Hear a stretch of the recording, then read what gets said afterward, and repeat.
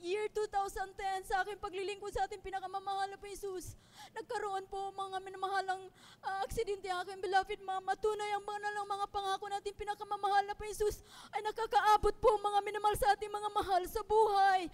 Dahil po mga minamahal, yung aking beloved mama po, mga minamahal na hospital po siya, mga minamahal.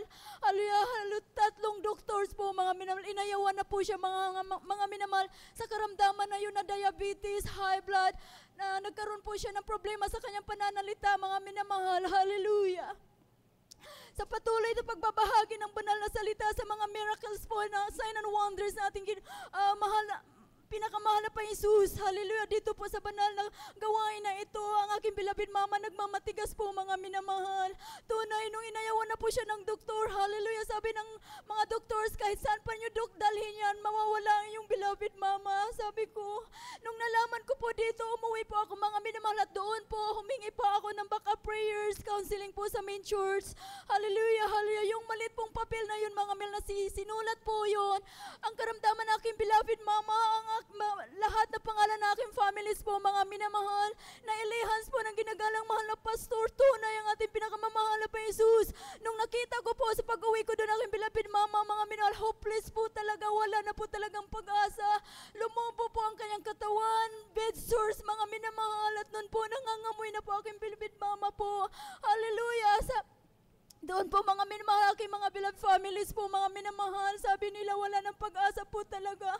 Sabi ko, by faith, ang ating pinakamamahal na Panginoong Jesus ang magpapagaling, bigyan siya ng muling buhay. Tunay po, totoo ang ating pinakamamahal na pinagmahal na Panginoong Jesus. Tunay, totoo siya, mga minamahal, na nagpapagaling ng ating mga karamdaman without any medicines, mga minamahal, aking beloved mama. Kinalooban po siya ng miracles po ng ating pinakamamahal na Jesus. Doon po sa mga papuring awitin, lumuhod po ako sa ating pinakamamahal na Jesus. Tunay, sa mga papuring awitin, mga minamahal, nag-struggling po aking beloved mama. Wala po siyang lakas doon, mga minamahal. Nag-struggling siya, mga mahal, sa papuring awitin. Nakatulog po aking beloved mama sa pagising niya, mga minamahal. Dahil nung esquinted po yung mga mata, hindi po niya ako nakilala, mga minamahal. Hallelujah. Nung pagising niya, mga minamahal, nakilala po ako ng aking beloved mama, at yung kanyang pananalita, mga minamahal, lumabas po ang kanyang boses, ang kanyang salita, kahit pa utal-utal. Nandun po ang kagalingan, gradual healing ng ating pinangamamahal na Jesus. Praise the Lord. Hallelujah. Within that 1 week, mga minamahal, sa aking pag-uwi, that 3 days, nag-attend po ako ng overnight. Hiningi ko sa ating pinakamamahal na Jesus.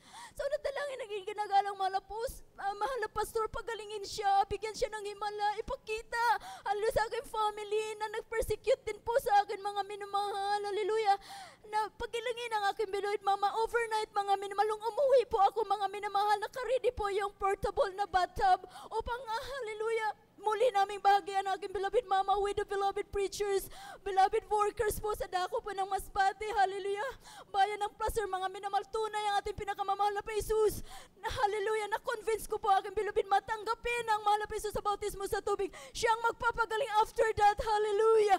Manampalataya ka, mama, sabi ko, pero sabi niya, nandun po yung doubt niya, mga mil, pero sabi ng aking beloved mama, sige, dahil tanggapin ko, magpabautismo ako sa tubig. Tunay ang ating pinakamamahal na Jesus, kumilos, hallelujah. Dahil nung natanggap po niya ang ating pinakamamahal sa bautismo sa tubig, hallelujah, Panginoong Jesus, hallelujah, tunay ang aking beloved mama, refresh, sabi niya, ang gaan ng kanyang pakiramdam, nagkaroon siya ng kalakasan. Within the 3 days, mga minamahal, ang aking beloved mama nagkaroon ng kalakasan. Pero ito po, mga minamahal, ang nangyari, nagkaroon siya ng coma within 5 days, mga minamahal. 1 week lang po ako, bumalik na po ako ng Toronto, mga minamahal. Nung nalaman ko muli na aking beloved mama nagkakuma, sabi ko, hallelujah, ang mahal na Jesus ang may hawak sa kanyang buhay. Pagkaglingin siya muli ng ating pinakamamahal na Jesus. Before ako nakauwi, mga minamahal, nagkaroon ng malay aking beloved mama, hallelujah, hallelujah. Pinagaling siya ng ating pinakamamahal na Jesus. Ang sabi niya, mga nung 5 days coma na yun, mga minamahal. Sabi niya, pinabalik daw siya ng ating pinakamamahal na Jesus. And that day, mga mil, nung umuwi ako, mga minamahal, patuloy, mga minamahal, ang pagpupuri. Doon, mga minamahal, nag-stay po ako ng 1 month, gradual healing ang kanyang bed sores. In that 2 weeks, mga minahal, pinatuyo ang kanyang bed sores na nangangamoy na po. Lumabas ang lahat na tubig sa kanyang katawan. Nilinis siya na ating pinakamamahal na Jesus. Natutong magpuri. Nakadalo sa banal na gawain, ng Hallelujah. Tunay na kilang ating pinakamamahal na Jesus. Inalis po ang paggagamot sa kanya, mga minamahal. Yung oxygen, wala na po yun. Nakalakad, nakakain siyang mag-isa. Naka-attend po sa anniversary ng church doon, mga minamahal, sa Jesus Miracle Crusade. Doon po, mga minamahal, hindi pa po kaano siya nakakalakad. Hallelujah, hallelujah. Nung pag-uwi po namin in that day, mga minahal na anniversary, nakapag-fasting po one day aking beloved mama. Sabi ko, tiisin mo. Hallelujah, manampalataya ka, makalakad ka na talagang stable, mga minamahal. Doon po, mga minamahal, sa pag-uwi po namin, mga after po doon, mga minamahal sa church, taka na lang ko ang aking beloved brother, mga minamahal, dahil pinahiga po siya namin, mga minamahal, sa pero sabi niya,